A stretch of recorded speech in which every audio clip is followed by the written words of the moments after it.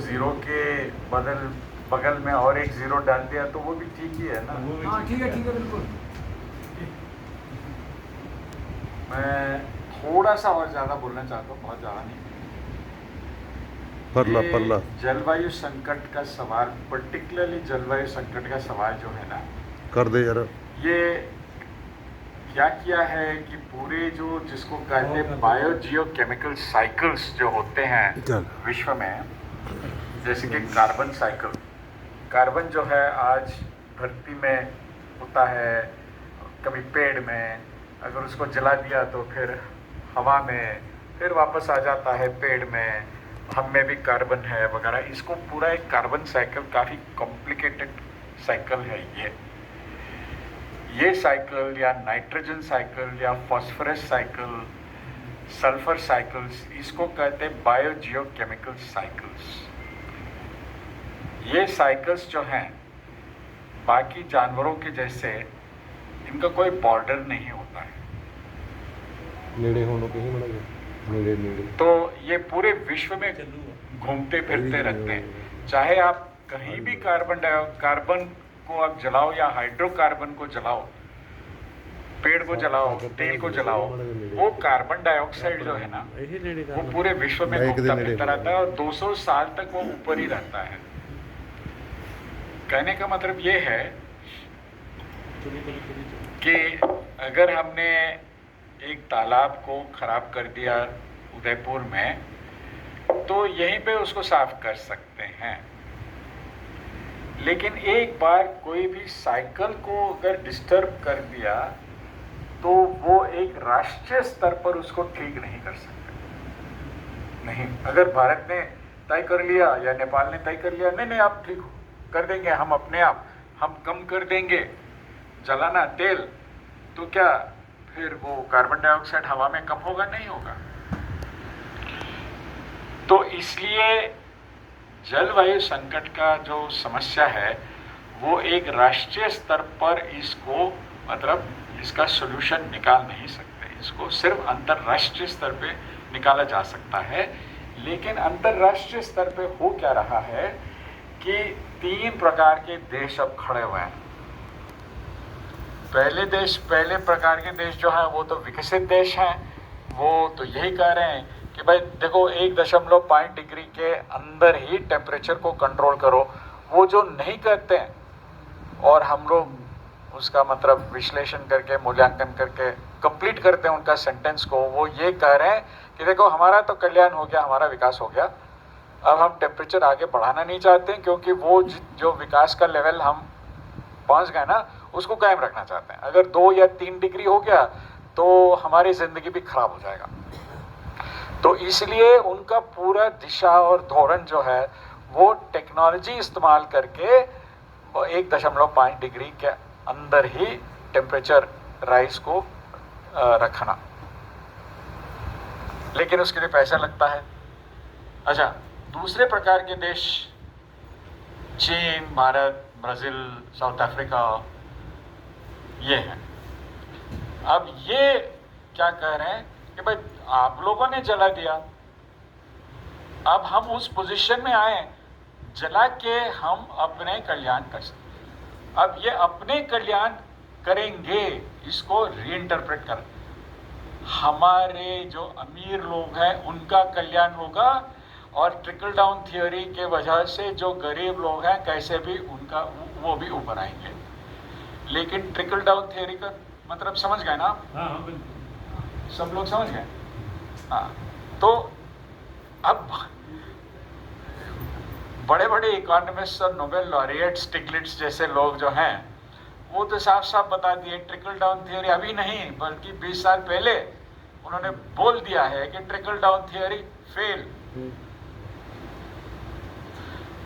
तो इसलिए COP26 में भी जो आखिरी समय पे मतलब वो कोयला पे जो रेजोल्यूशन पहले बार आया कॉप में कि फेज आउट कोल को, भारत के जो एनवायरनमेंट मिनिस्टर उसको फेज डाउन कोल। अब एक जो शब्द में इतना फर्क पड़ गया क्योंकि भारत कोयले को फेज आउट नहीं करना चाहते, क्योंकि कोयला है यहाँ पे, ठीक है।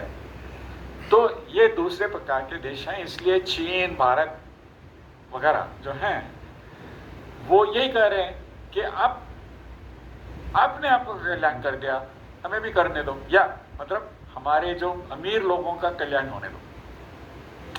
और वो क्लाइमेट जस्टिस का शब्द इस्तेमाल करते हैं, ये क्लाइमेट जस्टिस है करके। हाँ, मतलब क्लाइमेट जस्टिस एक देश और दूसरे देश के बीच में है, लेकिन एक देश के अंदर क्लाइमेट जस्टिस कुछ नहीं है। अगर वही लॉजिक इस्तेमाल किया जाए भारत के अंदर, तो इसका मतलब यह है कि एमिशंस इक्वालिटी हो जाना चाहिए। वो उसके बारे में तो कोई जिक्र ही नहीं है।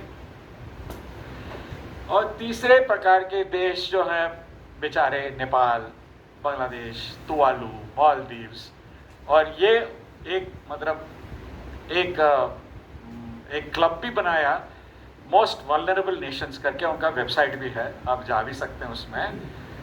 अच्छा, इनका कहना है यार देखो, यदि आपने कार्बन डाइऑक्साइड छोड़ा विकसित देश, या जो नए जो विकसित देश होने जाने का दिशा में हैं, चीन और भारत वगैरह, आपने छोड़ा, हमें कोई फर्क नहीं पड़ता, हम तो डूबने वाले ही हैं, तो दोनों रोक दो। लेकिन उनकी बात सुनता ही कौन है? कोई सुनने के लिए तैयार नहीं है, वहां सुनते ही नहीं है। ये 6 देश जिनके बारे में मैंने बताया आपको, उनके बात सुनते हैं, बाकी जो है वो ना के बराबर है, 0 है वहां पे कॉप में। और पर्सनल एक्सपीरियंस से बता रहा हूं, जब मैं गया था पिछले साल, तो पाकिस्तान डेलीगेट से मिला, बोला कि भाई आपका देश में वो सिंधु नदी का प्रॉब्लम है, उसका कोई जवाब है आपके पास? उसने बोला नहीं। बांग्लादेश के मिनिस्टर से मिला, वो बेचारी कुछ बहुत ज़्यादा नहीं जानती, तो उसके जो एनवायरमेंटल एडवाइज़र है वहाँ भेज दिया मुझे। तो मैंने बोला यार आपके जो 1/4 तो डूबने वाला है, 10 करोड़ लोग जो हैं वो तो बेघर हो जाएंगे, इसका जवाब कुछ है? तो उसने साफ कर दिया कि हमारे पास नहीं है। और मैंने एक आर्टिकल में भी लिखा, इंक्लूडिंग नाम लिख के, डेजिग्नेशन लिख के, ये सब न्यूज़ 9 में एक आर्टिकल में लिखा। जाते समय उस दिन रात को घर कुछ बांग्लादेशी डेलीगेट्स को मिला मेट्रो में, उनसे पूछा आपके पास जवाब है इसका, ये 10 करोड़ जो क्लाइमेट रेफ्यूजी होने वाले हैं? तो उन्होंने बोला हाँ है, भारत लेना चाहिए।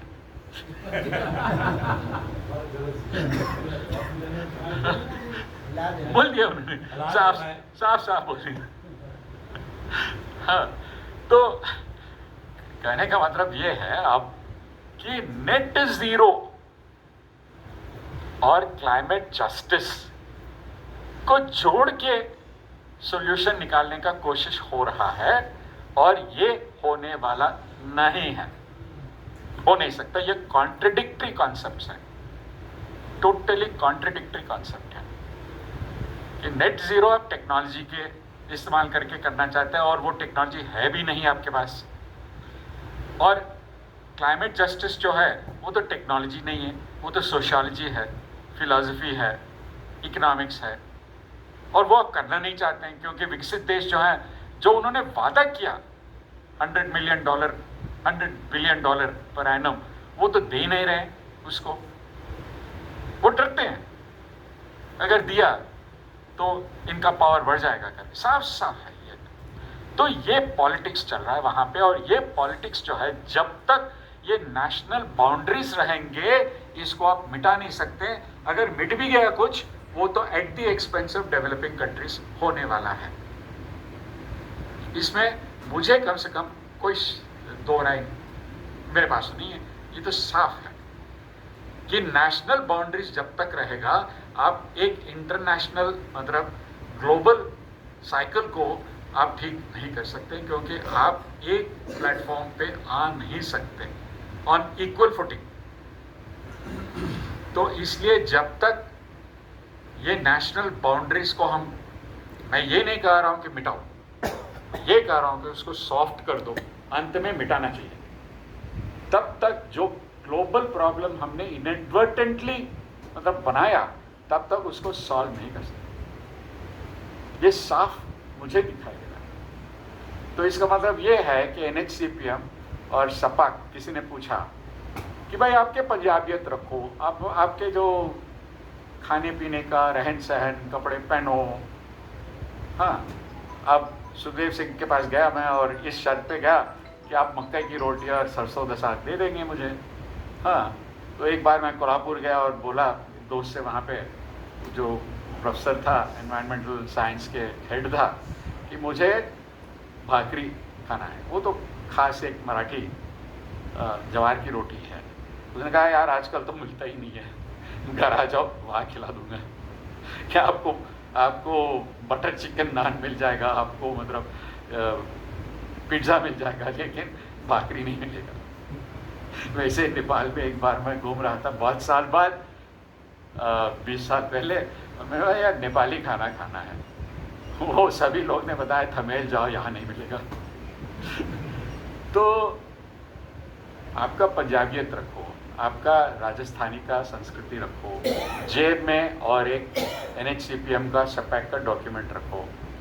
I am also an international citizen. जब तक मैं एक पाकिस्तानी, एक श्रीलंकन, एक कैनेडियन, एक ब्राज़ीलियन, एक मतलब पोर्चुगीज, एक तुवालू, एक मालदीवियन के जैसे सोचता नहीं हूँ और सहमति नहीं रखता हूँ, जब तक मी एंड दे होगा, ये प्रॉब्लम जो हमने क्रिएट किया है ना, ये सॉल्व नहीं होगा। तो मेरा प्रैक्टिकल मतलब सजेशन ये है, चाहे वो सपैक करो या NHCPM करो, जो भी करो, एक इंटरनेशनलिस्ट आइडेंटिटी कार्ड होना बहुत ज़रूरी है हमारी जेब में। तुवालू तो डूबने वाला है। उसके 4-5 टापू, 3-4 नहीं, तो अब तक डूबा नहीं है, डूब जाएगा। मालदीव जैसे डूब जाएगा, पॉलिनेशियन आइलैंड्स ये सब डूबेंगे। और कहाँ वो अब ज़मीन, मालदीव्स भी, भारत, श्रीलंका और ऑस्ट्रेलिया, और ऑस्ट्रेलिया में उनको ले जाके वो एलिस मतलब माउंट पे डाल देंगे।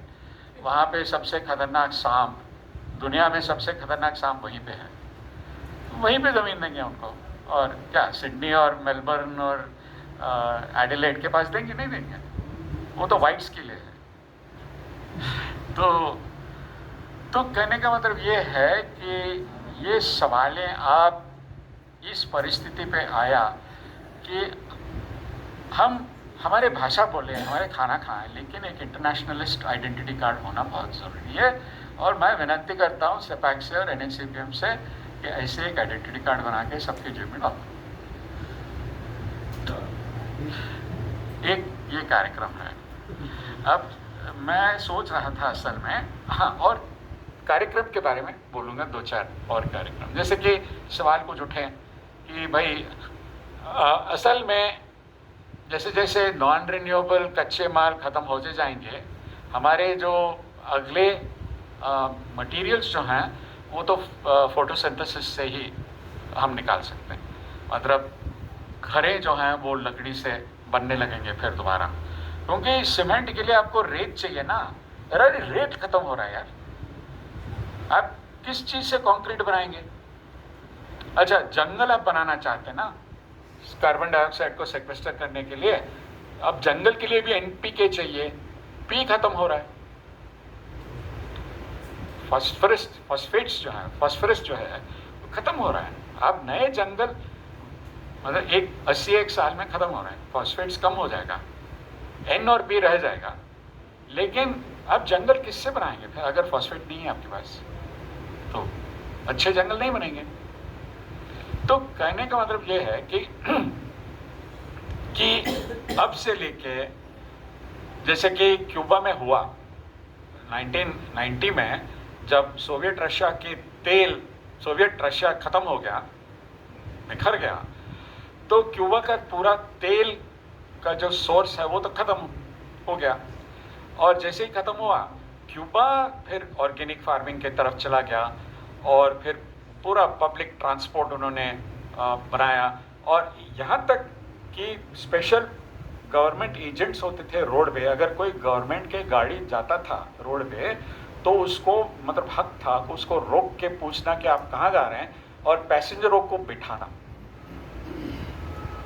हर एक क्यूबन का जो वजन है ऑन एवरेज 5 किलो कम हुआ उस 1990 और 95 के बीच में। इतना मतलब बुरे हालत हुआ। और श्रीलंका में वही किया है, वासुदेव नाणेकरा को वो किताब क्यूबा की किताब जो विजू ने लिखा वो भेजा, बोला कि अगर कुछ है इसमें जो आपको लगता है कि आप इस्तेमाल कर सकते तो इस्तेमाल करो उसमें। तो ये श्रीलंका का एक्सपीरियंस के वजह से मैं यही कहूँगा कि इससे हम लोग काफ़ी कुछ सीख सकते हैं, और इसमें से तुरंत निकल आता है कि हमें जो सस्टेनेंस एमिशन और सस्टेनेंस एनर्जी और luxury emission and luxury energy, इसमें फ़र्क करना पड़ेगा। सबको जो है सस्टेनेंस एनर्जी मिलना चाहिए, और वो मिनिमम रख सकते हैं कि 1 टन ऑफ ऑयल इक्विवेलेंट या जो भी। इसमें कुछ काम हुआ है, मैंने भी कुछ काम किया है इस पर कि सस्टेनेंस एनर्जी कितना चाहिए, जो बेसिक घर, खाना और थोड़े वो इत्यादि इत्यादि, लेकिन गाड़ी नहीं हो सकता वगैरह, 2 व्हीलर 4 व्हीलर नहीं हो सकता, कितना एनर्जी लगता है उसके लिए। सस्टेनेंस एनर्जी, सस्टेनेंस एमिशंस जो हैं वो सबको देना चाहिए, और जो लग्जरी एमिशंस हैं उसको टेलीस्कोपिक टैक्सिंग करना चाहिए। सीधी सी बात, ये एक मांग हो सकता है डेफिनेटली, और इसको इंटरवीन हम अभी से कर सकते हैं, क्योंकि स्टेट एक्शन प्लान्स बने हैं भारत में, वो बेकार हैं पूरे के पूरे। अब उसको पढ़ के मतलब हम लोग ज़रूर कह सकते हैं हर एक स्टेट में, और ख़ासकर छोटे मोटे स्टेट्स में जहाँ बीजेपी नहीं है, वहाँ पे हम कुछ कर सकते हैं। केरल जैसे स्टेट हो सकता है शायद, या तेलंगाना में हो सकता है, या शायद तमिलनाडु में हो सकता है, क्योंकि तमिलनाडु आजकल काफ़ी मतलब प्रोग्रेसिव चीज़ें जो हैं वो बनाने का कोशिश कर रहे हैं, वहाँ पे कर रहे हैं। जैसे रघुराम राजन को उनका इकोनॉमिक एडवाइजरी कमेटी में लगा दिया, उसी प्रकार कई सारे जो प्रोग्रेसिव लोग हैं उनको उनके जो एडवाइजरी कमिटीज़ में उन्होंने डाला है। तो ऐसी जगह पे हम लोग कर सकते हैं, और अगर सक्सेसफुल हुआ तो वो उदाहरण लेके बाकी जगह पे हम लोग ज़रूर बता सकते हैं कि ये किया है हमने। हाँ, तो ऐसे 2-3 और उदाहरण दूंगा और मैं बंद कर दूंगा, उसके बाद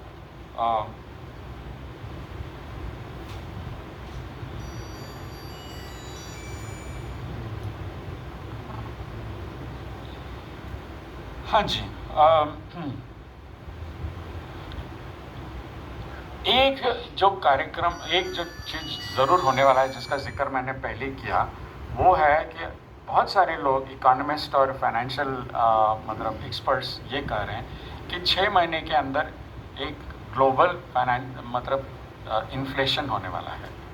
ऑलरेडी यूएस में जो इन्फ्लेशन रेट है वो तो 9-10% के आसपास है, और यूएस इकॉनमी जो है वो तो पूरे विश्व का इकॉनमी को इन्फ्लुएंस करता है।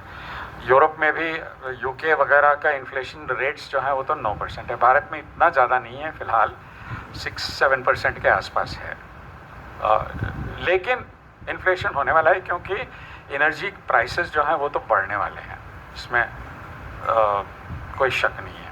ठीक है, जितना भी कोशिश करें कि सऊदी और वेनेजुएला और मतलब ईरान तो बैंड है, लेकिन इराक का तेल को अगर बढ़ाने का कोशिश की तो भी आप उतना नहीं बढ़ा सकते जितना रूस का तेल कम होते जा रहा है। इसलिए यूरोप में अब धोरण ये है कि कोयले को दोबारा इस्तेमाल करना शुरू कर देंगे, जो रिएक्टर्स जो हैं बंद हो गए हैं जर्मनी में उसको खोला जाए वगैरह वगैरह।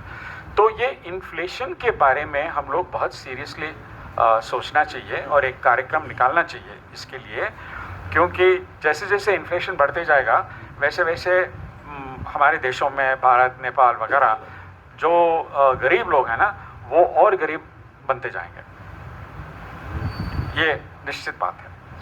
तो इसके लिए एक कार्यक्रम सोचना और मतलब लागू करना बहुत ज़रूरी है। और अनेक कार्यक्रम है, उसमें डिटेल में नहीं जाऊंगा, जैसे कि वो हीट एक्शन प्लान हम लोगों ने बनाया और फ्लड एक्शन प्लान बन रहा है, उसका इम्प्लीमेंटेशन करना बहुत ज़रूरी है।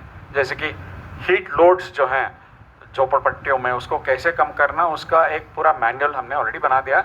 वैसे ही फ्लड्स के लिए लोग अपने आप का रक्षा कैसे कर सकते हैं, उसका मैनुअल बन रहा है, वो तो और 2-3 महीने में बन जाएगा पूरा, और उसको कॉपी आप हर एक जगह कर सकते हैं ऐसे। लेकिन एक और चीज़ पे हाँ मैं बोलना चाह रहा था, उसके लिए समय नहीं है, और अगर समय हो आज रात को या कल, कि जियोपॉलिटिक्स जो है वो बहुत ही महत्वपूर्ण चीज़ है।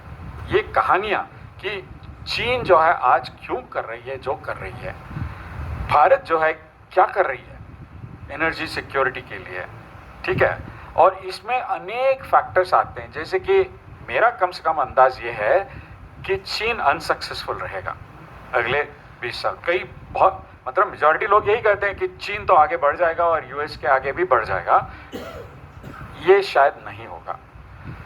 इसके 2-4 कारण हैं।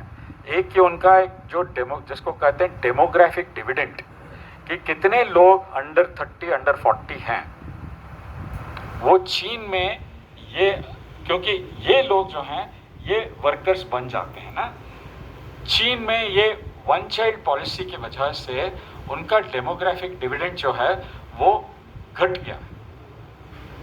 भारत का डेमोग्राफिक डिविडेंड जो है वो तो ऊपर आ रहा है फिलहाल, कि हमारे जो अंडर 30 वाले पॉपुलेशन है वो काफ़ी ज़्यादा है, चीन में काफ़ी कम हो गया है।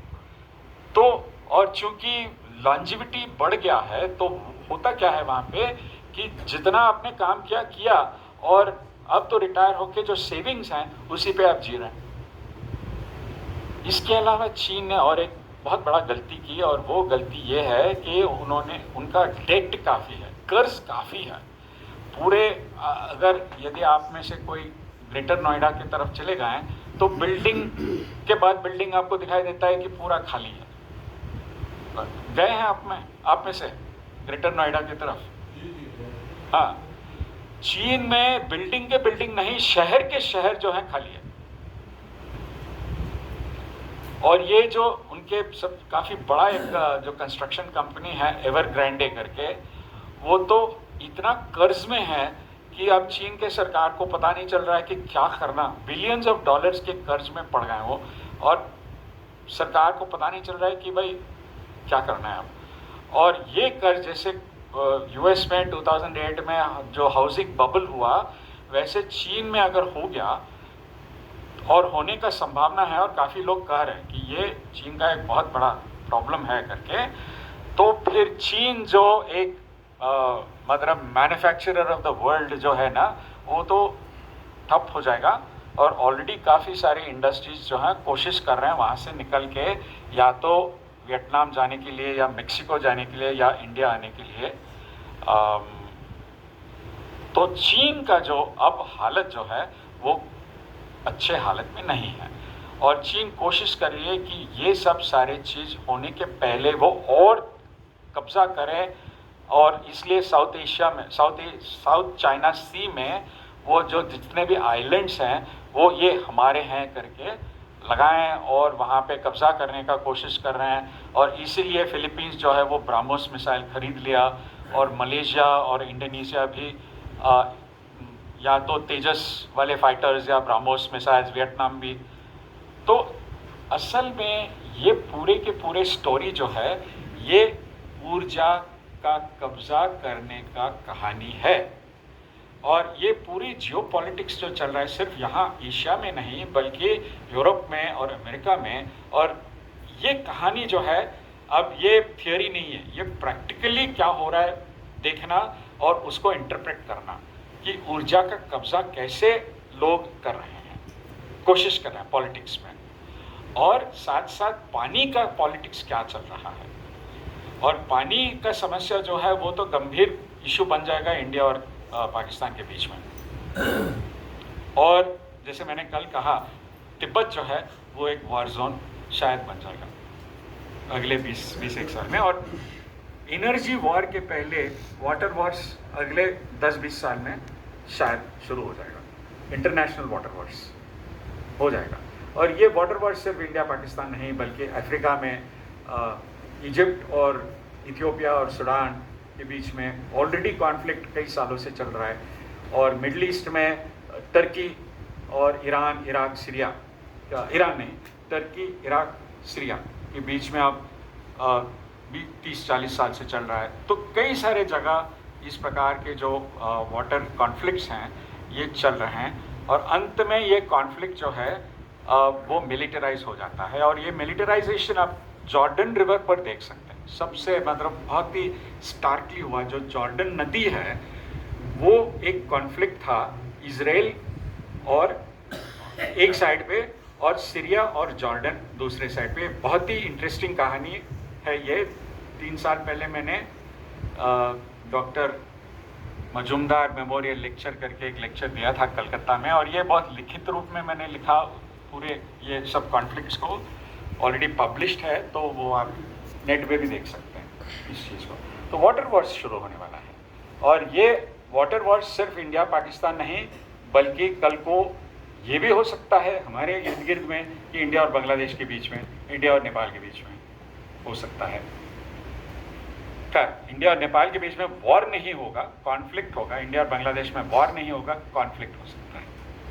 हालांकि इंडिया और बांग्लादेश ने काफ़ी कोशिश की कि तीस्ता नदी का जो प्रॉब्लम है उसको सॉल्व करने के लिए, लेकिन कौन कर सकता है यार? कल को और कोई प्राइम मिनिस्टर आ गया यहाँ और वहाँ भी कोई और प्राइम मिनिस्टर आ गया और वो कहता है नहीं नहीं नहीं मुझे और ज़्यादा चाहिए, तो फिर कॉन्फ्लिक्ट फिर बढ़ जाएगा उसकी वजह से। अब इन सब चीज़ों को पार करने के लिए हमें अब से सोचना पड़ेगा, क्योंकि ये जो चीज़ें हैं 1-2-3 साल में बहुत जल्दी वो कॉन्फ्लैग्रेट हो सकते हैं। तो इसलिए एक अलग सा, अगर आप लोग चाहते हैं तो एक बातचीत के रूप में अलग सा सेशन जो है जियोपॉलिटिक्स, एनर्जी एंड जियोपॉलिटिक्स पे आज रात को, कल शाम को कभी रख सकते हैं अगर समय हो तो आपके पास। तो अंत में आऊँगा, जो सवाल पूछा गया मैं ये नहीं कह सकता हूँ कि सबके जवाब मैं सेटिस्फैक्टरीली दे सकता हूँ, लेकिन कोशिश करूँगा देने के लिए। थोरियम साइकिल, भाई थोरियम साइकिल एक अलग सा साइकिल है। ये सच बात है कि थोरियम के रिजर्व्स जो हैं वो भारत में 40% थोरियम रिजर्व्स हैं पूरे विश्व के। इस पे अब 25-30 साल से काम हो रहा है कल्पकम में, मद्रास के पास, ठीक है।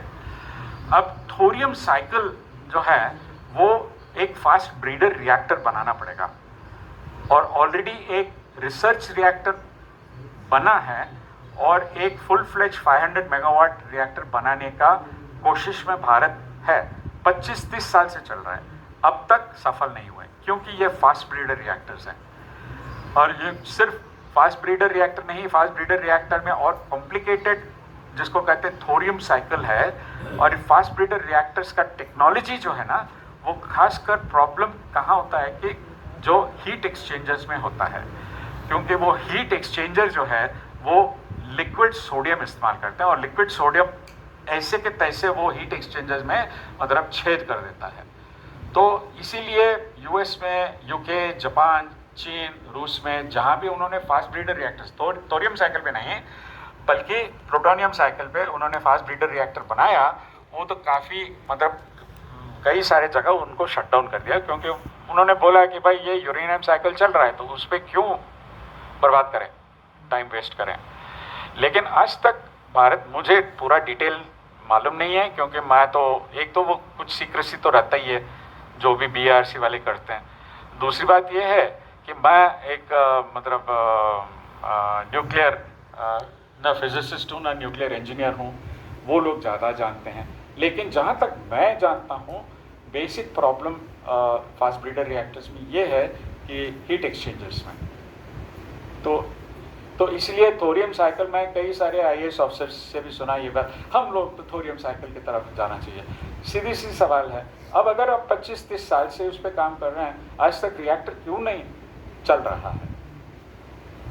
ये बात तो कल्पकम में काम चल रहा है, लेकिन 30 साल से चल रहा है काम, 25-30 साल से चल रहा है, अब तक नहीं बना।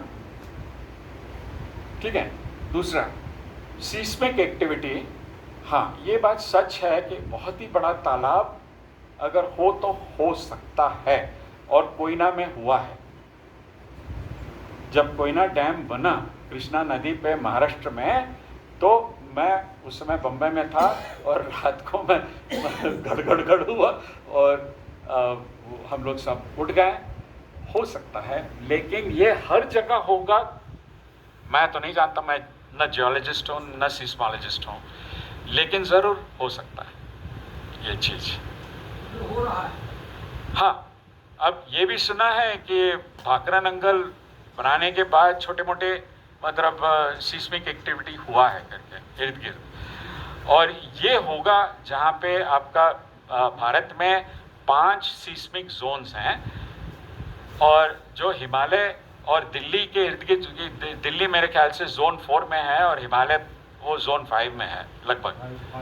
हाँ, तो वहाँ पे और इस सिलसिले में ये कहना चाहता हूँ कि अब कई सालों से जो सीस्मोलॉजिस्ट हैं वो ये कह रहे हैं कि भाई देखो, हिमालय में एक बड़े वाला भूकंप होने वाला है। वो कब होगा, एग्जैक्टली कहाँ होगा मालूम नहीं है, लेकिन जो स्ट्रेस है, जो इंडियन प्लेट मतलब ढकेल के नीचे जा रहा है एशियन प्लेट, तो वो उसके वजह से वो स्ट्रेन तो कभी ना कभी रिलीज़ होने वाला है, और जब रिलीज़ होगा तो बड़े भूकंप होगा।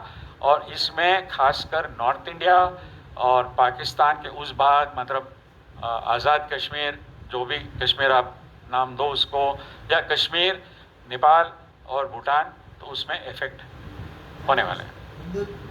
हाँ, हिंदू कुश रेंज और काराकोरम रेंज, हिंदू कुश रेंज नहीं, हिमालय रेंज और काराकोरम रेंज, ये इफेक्ट होने वाले हैं।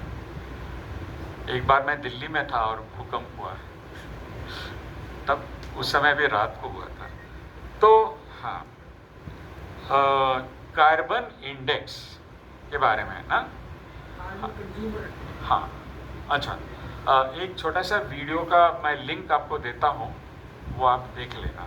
ठीक है, इसमें मैं बहुत संक्षेप में बताऊँगा, हर एक प्रश्न का जवाब मैं बहुत ही संक्षेप में देने का कोशिश करूँगा। डिटेल चाहिए, जहाँ भी मेरे पास डिटेल है वो आपको मैं भेज दूँगा बाद में। अब ग्रो ब्रुंटलैंड 1992 में जब कहा, बहुत ही सुंदर डेफिनेशन दिया सस्टेनेबिलिटी के लिए वगैरह वगैरह, वो आप पढ़ लीजिए 1992 का डेफिनेशन ग्रो ब्रुंटलैंड का। मतलब उसमें उसने सुंदर क्वालिटेटिव डेफिनेशन दिया सस्टेनेबिलिटी का, कि जो हम आज एंजॉय कर रहे हैं वो हमारे आने वाले पीढ़ी भी एंजॉय करना चाहिए करके। संक्षेप में वही तो है। हाँ, तो उसका कभी कहीं क्वांटिफाई नहीं किया, और इसलिए हम ज़्यादा अनसस्टेनेबल होते गए। अब इस पर हम लोग, कुछ लोग मतलब काम किए हैं कई साल पहले, और कई और लोग काम किए हैं अनेक अलग अलग मतलब देशों में। जैसे कि श्रीलंका में मैंने सुना कि कुछ लोग एक सस्टेनेबल ह्यूमन डेवलपमेंट इंडेक्स बनाने की कोशिश की, वगैरह वगैरह वगैरह। तो 40 एक ऐसे इंडेक्स हैं, लेकिन वो मामूली लोग ना उसको समझ सकते ना कुछ। तो हमने एक कसौटी रखा कि ऐसे इंडेक्स बनाना चाहिए जो सिंपल हो, लेकिन बहुत कॉम्प्लिकेटेड नहीं हो, पूरा कंप्लीट ना हो, लेकिन जो मामूली लोग उसको समझ सकें करके। और वो इंडेक्स बहुत ही सिंपल वाला बनाया। वो इंडेक्स ये है, एक वीडियो है इस पे यूट्यूब पे, उसका लिंक मैं भेज देता हूँ। इंडेक्स जो है वो सिंपल इंडेक्स है कि amount of renewable energy divided by total energy used. आप सिटी कहो, कंट्री कहो, रीजन कहो, जो भी, आप पंजाब को ले सकते हैं, दिल्ली को ले सकते हैं, भारत को ले सकते हैं, पूरे विश्व को ले सकते हैं, into amount of renewable materials upon total material. तो इसको आप जूल में मापदंड कर रहे हैं, इसको आप टन में मापदंड कर रहे हैं। इसका प्रोडक्ट जो है शुड बी लेस देन 0.3। अब इसका लॉजिक मैं नहीं समझाऊंगा, लेकिन आप ये कह रहे हैं कि भाई आप ऊर्जा और मटेरियल इस्तेमाल करते हैं ना, तो जो रिन्यूएबल ऊर्जा है अपॉन टोटल ऊर्जा, रिन्यूएबल मटेरियल है अपॉन टोटल मटेरियल, इसका जो मल्टीप्लाई करने से वो लेस देन 0.03 होना चाहिए, और उसको धीरे धीरे से आप बढ़ा सकते हैं। लेस देन 0.03 नहीं, लेस देन 0.3। इस पे एक वीडियो है छोटा 5 मिनट का, जो बबल वाले बनाए हैं, ठीक है। तो ऐसे इंडेक्स 40 एक हैं, जो एक लेटेस्ट इंडेक्स, और इस पे एक मैंने अभी एक JNU इकोनॉमिक्स प्रोफेसर का किताब entropy sustainability and development in India करके एक किताब, बड़ा सा किताब लिखा, बकवास किताब, और मुझे सौंपा गया उसको रिव्यू करने के लिए। पूरे महीने भर लगा मुझे उसको पढ़ने के लिए, वो और कोई पैसा नहीं मिल रहा है मुझे। जर्नल में पब्लिश हो जाएगा। मैंने काफ़ी सॉफ्टली बोला कि भाई जो इंडेक्स आप, उसने भी एक इंडेक्स निकाला, वो जैसे ही पब्लिश हो जाएगा मैं इसको डिस्ट्रीब्यूट कर दूँगा। वो इंडेक्स तो पूरा बकवास था, मतलब उसमें कुछ था ही नहीं। और उसने एंट्रोपी सेक्स अपील के लिए लगाया, एंट्रोपी क्या है बोला, लेकिन एंट्रोपी कैसे इस्तेमाल होगा सस्टेनेबिलिटी के लिए, उस पर कुछ नहीं। तो बेचारे, मतलब ऐसे बहुत सारे इंडिसेस हैं, 50 मतलब 40 के आसपास हैं मिनिमम। एक इंडेक्स मेरे बेटे जो है वो और कुछ और रिसर्चर्स बनाए आज मतलब कुछ महीने पहले पब्लिश भी किया कुछ जर्नल में। मेरा बेटा जो है वो एक क्लाइमेट साइंटिस्ट है और एक यूनिवर्सिटी में पढ़ाता है, और वो ये फैक्टर को कंसिडर किया कि आपका नेचुरल कैपिटल को कितना आपने इस्तेमाल किया और कितना बाकी है। तो इस इंडेक्स के वजह से श्रीलंका और फिर कोस्टारिका और ऐसे कुछ देश जो हैं वो तो टॉप में आ गए, और यूएस जो है वो तो कहीं मिडिल में आ गए, 70-80 के आसपास। भारत भी यूएस के नीचे। और जब श्रीलंका तो ठप हो गया, वो कहा यार कहाँ मैंने गलती की, मैंने श्रीलंका को ऊपर डाल दिया, लेकिन वो तो ठप हो गए, अब पूरा रिकैलकुलेट करना पड़ेगा। तो ये जो काम है, ये काम कई सारे लोग कर रहे हैं। और हाँ, अब इस पर अगर आप ज़्यादा जानना चाहते हैं तो मेरे बेटे के साथ आप बात कर लो ईमेल पे, वो खुश हो जाएगा। वो कुछ श्रीलंका और कोस्टारिका और लैटिन अमेरिका में कुछ जो रिसर्चर्स हैं उनको पकड़ लिया उन्होंने, बकरा बना दिया और उनके साथ काम करने का कोशिश कर रहा है। लेकिन कहने का मतलब ये है कि ये जितने भी इंडेक्सेस बने हैं, और श्रीलंका जो है वो तो हैप्पीनेस इंडेक्स बनाया। अब उनके मिनिस्टर से मैंने बात की, अब नहीं बहुत साल पहले, कि भाई वो बोला ये पब्लिक कंजम्पशन के लिए है, ये हैप्पीनेस कुछ सब बकवास है, सीधी सी बात। और जब थिम्पू में मैं था दूसरे बार जब गया था वहाँ पे, तो सुबह सुबह मैं तो वॉकिंग जाता था, तो वहाँ एक बिल्डिंग से वो मतलब बुद्धिस्ट चांट्स सुनाई देता था, और शाम को 9 बजे के बाद, ठीक है, लेटेस्ट बॉलीवुड पॉप म्यूजिक, और अंदर 50 से एक बच्चे जो हैं डांस कर रहे हैं बॉलीवुड म्यूजिक। हाँ, तो मैंने पूछा यार ऐसे कितने बच्चे करते हैं यहाँ थिम्पू में, छोटा सा शहर है ना। बोले कि 500। मैंने कहा वो तो हैदराबाद और दिल्ली से ज़्यादा लोग डांस कर रहे हैं फिर।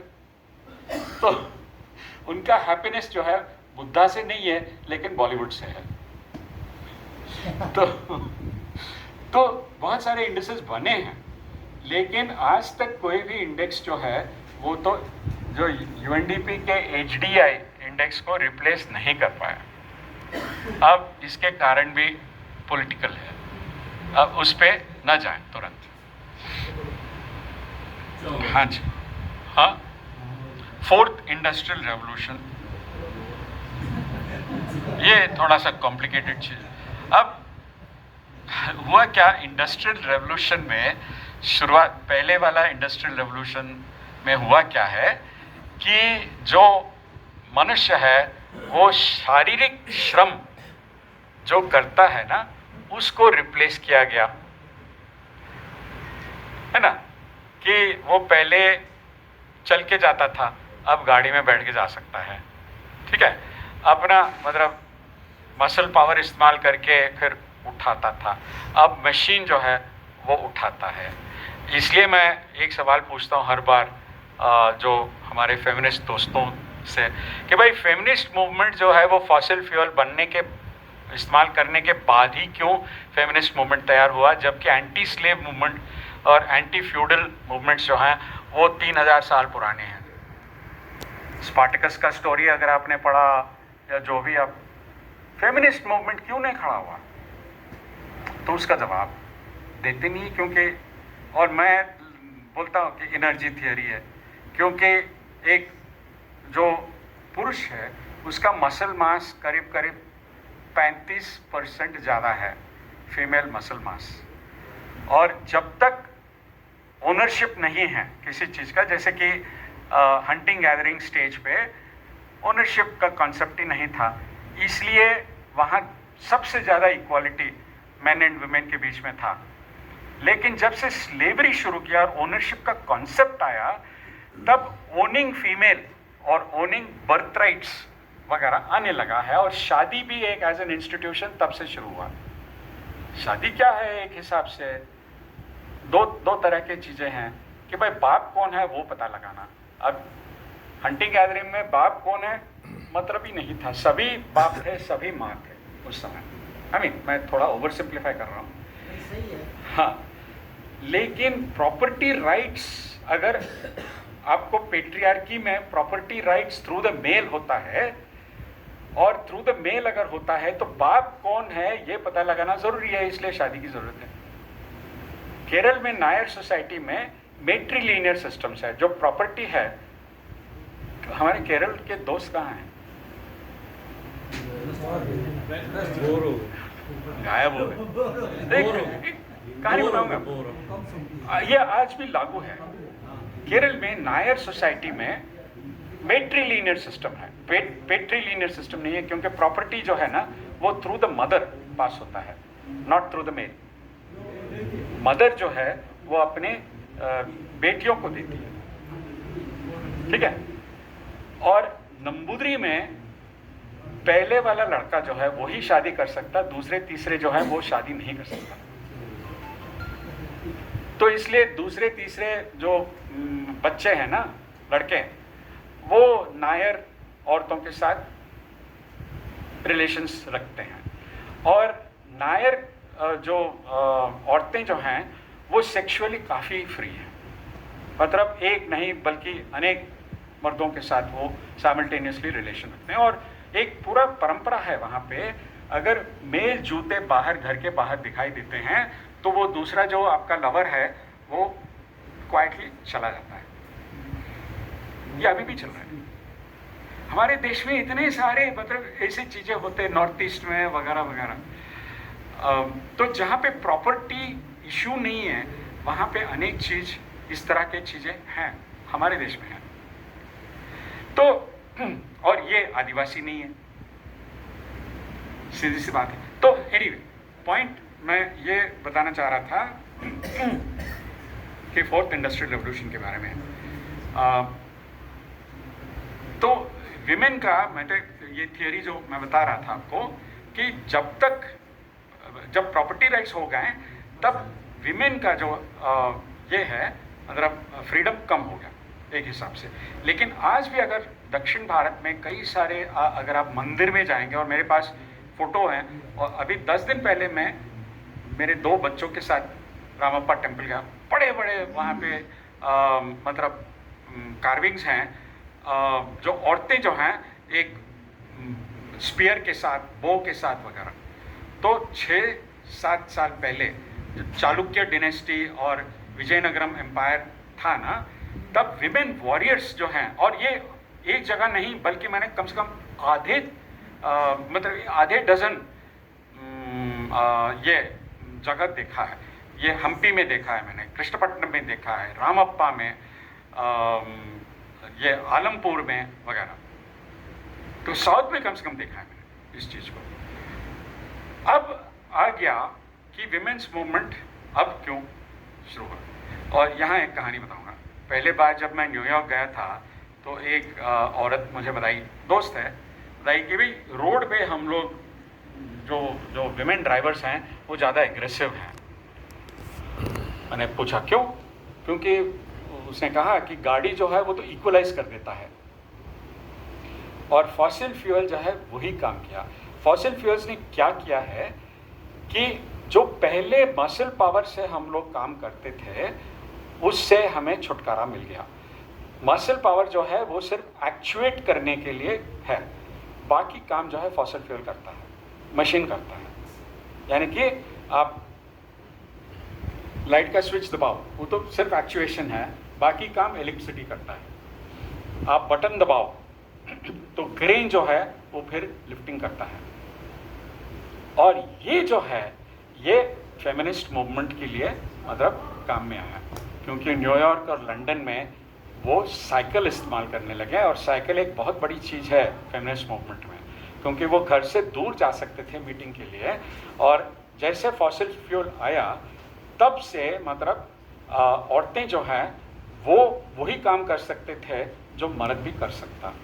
और जब वो कॉन्फिडेंस आया औरतों में तो बोला यार हम क्यों मतलब जो मर्द कह रहे हैं सुने, अगर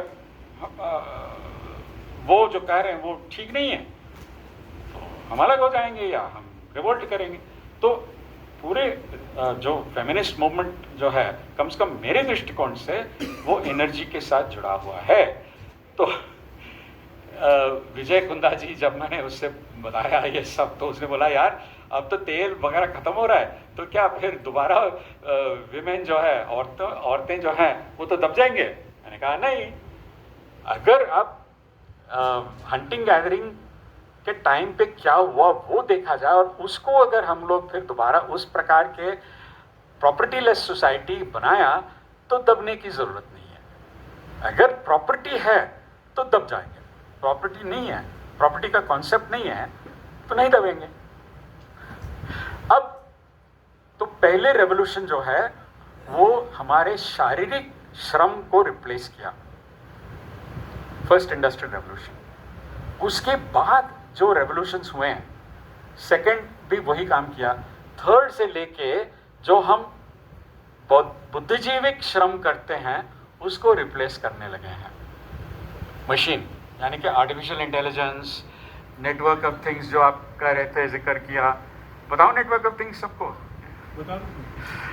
अब मैं नरसों में वो यूनिवर्सिटी में था तो कॉरिडोर में जैसे ही मैं कॉरिडोर में आता हूँ ना तो लाइट जो है वो तो डिम लाइट थोड़ा सा ज़्यादा हो जाता है। तो इसका मतलब एक सेंसर है वहाँ पे, सेंसर बताता है कि भाई कोई है यहाँ पे और लाइट को तेज कर देता है। नेटवर्क ऑफ थिंग्स का मतलब ये है कि एक मशीन दूसरे मशीन के साथ बातचीत कर रहा है, उसी प्रकार से जैसे हम एक दूसरे से इंटरनेट पे काम करते हैं। तो ये इंटरनेट ऑफ पीपल है, ईमेल मतलब वेबसाइट वगैरह, और इंटरनेट ऑफ थिंग्स ये है कि आर्टिफिशियल इंटेलिजेंस इस्तेमाल करके एक मशीन दूसरे मशीन के साथ बात कर रहा है कि ये काम करो।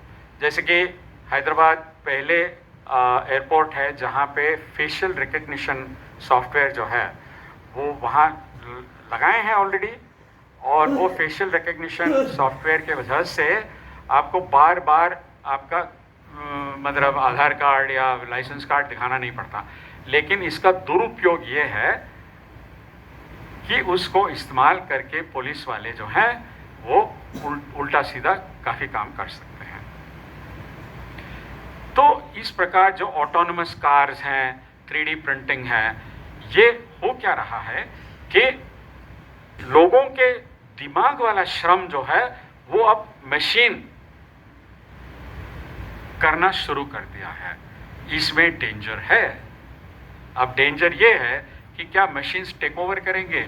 अब कई सारे जो जर्नलिस्ट और साइंटिस्ट इसके खिलाफ भी लिखे हैं, इसके मतलब प्रो भी लिखे हैं वगैरह वगैरह, और कई बड़े साइंटिस्ट भी इसके खिलाफ बोले हैं आर्टिफिशियल इंटेलिजेंस के खिलाफ। और काफ़ी बड़े साइंटिस्ट ये भी कहें अगर आर्टिफिशियल इंटेलिजेंस लोग लोगों के कंट्रोल में होता और स्टेट के कंट्रोल में नहीं होता तो फिर उसका अच्छा उपयोग किया जा सकता है, नहीं तो नहीं। लेकिन ये आप स्टेट के कंट्रोल में निकाल के लोगों के कंट्रोल में कैसे आप डालेंगे, ये एक सवाल पैदा होता है। तो फोर्थ इंडस्ट्रियल रेवोल्यूशन तो यही काम करेगा कि वर्कर को निकाल देगा, दोनों शारीरिक श्रम जो कर रहे हैं और दिमाग वाला श्रम जो कर रहे हैं, यानी कि इंजीनियर्स, डिजाइनर्स, इन सब के निकाल देगा। अब सवाल उठता है कि पूंजीवाद में फिर खरीदने वाला कौन है?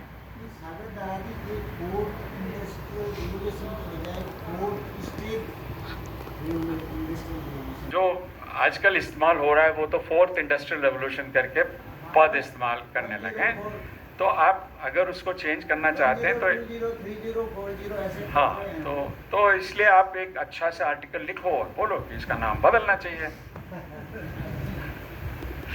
ठीक है। तो इसमें एक बड़ा संकट ये है कि अगर कोई मजदूरी नहीं है और कमाई नहीं है तो जो बना रहे हैं आप, तो अगर उसके हाथ में पैसे नहीं है तो खरीदेगा कौन? तो कैपिटलिज्म जो मार्क्स ने बोला है कि कैपिटलिज्म का एक अंदरूनी कॉन्ट्रडिक्शन उभर आ जाएगा।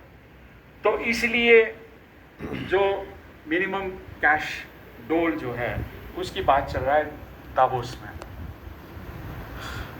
ठीक, हाँ हाँ, मिनिमम कैश पास कुछ तो पैसा हो ताकि जो मशीन बना रही है, जो भी माल मसाला आपके लिए सर्विस या प्रोडक्ट, उसको आप खरीद सकें। नहीं तो वो जो कैपिटलिस्ट है पैसा कैसे बनाएगा? नहीं बना सकता है। और तो ये इसका जवाब किसी के पास ठीक ढंग से नहीं है, जहाँ तक मैं जानता हूँ। मैं तो इकोनॉमिस्ट नहीं हूँ, लेकिन जहाँ तक मैं समझता हूँ इसका मतलब जवाब बिल्कुल नहीं है। लेकिन आर्टिफिशियल इंटेलिजेंस किस दिशा में जा रहा है कुछ हद तक तो जानते हैं कि वो अब कई सारे ऐसे भी कहानियां हैं कि भाई क्या सिमुलेशन जानते हैं क्या है ना?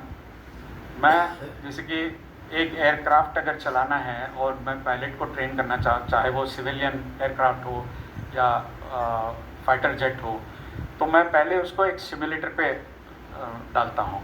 सिमुलेटर जो है वो आपके सामने स्क्रीन होगा और कंट्रोल्स होंगे और जैसे आप प्लेन चला रहे हैं वैसे ही वो स्क्रीन में दिखाई देता है। ये सिमुलेटर है। ठीक है। सिमुलेटर्स तो कई जगह इस्तेमाल करते हैं, मतलब युद्ध मशीन्स में इस्तेमाल करते हैं इस चीज़ को, ये पायलट को ट्रेन करने के लिए इस्तेमाल करते हैं, कई सारी जगह सिमुलेटर्स इस्तेमाल करते हैं इसी चीज़ों को।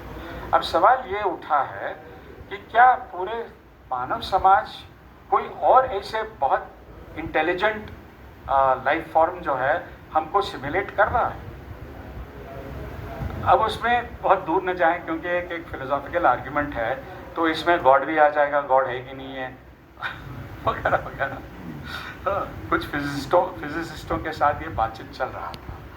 लेकिन इसमें ऐसा है कि क्या एक जो सवाल ये है कि क्या यूएस जैसे देश जो हैं वो इंडिया और या इंडिया के और छोटे मोटे देशों को क्या इनडायरेक्टली सिमुलेट वो कर सकते हैं क्या?